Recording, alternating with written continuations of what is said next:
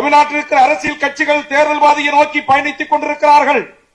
யார் யாரோடு கூட்டணி சேரலாம் என்பதை குறித்து வேகமாக பத்திரிகை ஊடகங்களில் ஓராண்டுக்கு முன்பாக விவாதம் தொடங்கிவிட்டது.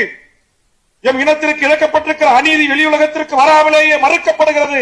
இந்த இனப்படுகொலைக்கு நீதி கோருவதற்காகவும் ஒரு பொது வாக்கெடுப்பினூடாக தனித்தமிழீழ அரசு எவ்வாறு உருவாக்க வேண்டும் என்கின்ற தளத்தில் என்ன செய்ய வேண்டும் தமிழகம், ஏன் இப்படி அமைதி காக்கிறது என்கிற உலக தமிழர்களுடைய கேள்விக்கு பதில் சொல்கின்ற வகையில் மேடையில வீற்றிருக்கிற தலைவர்களோடு கலந்து பேசி, தமிழர் வாழ்வுரிமை கூட்டமைப்பில் இடம்பெற்றிருக்கிற அமைப்புகளோடு தலைவர்களோடு கலந்து பேசி, ஈழத் தமிழர் வாழ்வுரிமை கூட்டமைப்பில் இடம்பெற்றிருக்கிற தோழமைகளோடு கலந்து பேசி, விரைவில் எங்கள் தாயகத்தில் இருந்து இதற்காக நீதி கோருகின்ற வகையில் மீண்டும் தமிழ்நாட்டில் ஒரு மிகப்பெரிய போராட்டங்களை முன்னெடுப்பதற்கு நாங்கள் தயாராக இருக்கிறோம்.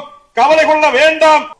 1956 இருந்து இன்று வரையில் நடைபெறுகின்ற அத்தனை படுகொலைகளும் இனப்படுகொலையே என்பதை உலக சமூகம் ஏற்க செய்கின்ற அரசியலை இந்த மண்ணில் நாம் செய்வோம்.